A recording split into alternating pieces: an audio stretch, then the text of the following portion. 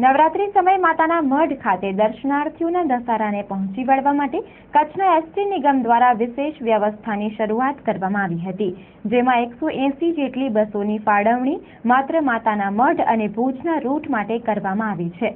ત્યારે ભુજના bus station મધ્યે દર્શન માટે જઈ રહેલા મુસાફરોની ખૂબ મોટી સંખ્યામાં ભીડ જોવા મળી હતી. માતાના મઢ બસ સેવાના ઇન્ચાર્જ શ્રી ચૌહાણના જણાવ્યા મુજબ પ્રથમ નોરતું હોવાથી દર્શનાર્થીઓની મોટી સંખ્યામાં ભીડ ઉમટી રહી છે.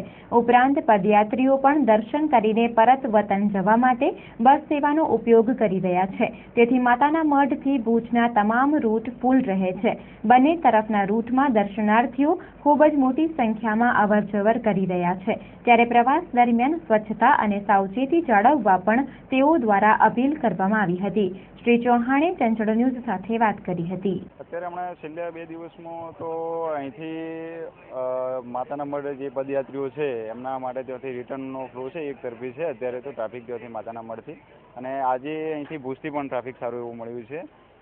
માતાના મઢના મેળા માટે આપણે અહીંયા ભુજ વિભાગ તરફથી 180 બસોનું આપણે આયોજન રાખેલ છે. જે દર્શનાર્થીઓ છે એમના માટે સેવા માટે રાખેલી છે 180 બસો, જે રૂટીન સતત ક્લોકવાઇઝ ચાલુ જ છે એનું ઓપરેશન. જે પ્રમાણે ટ્રાફિકનું ભરાવો થાય છે એ પ્રમાણે ગાડીઓ ઓવરફ્લો ચાલુ જ રહે છે એનો.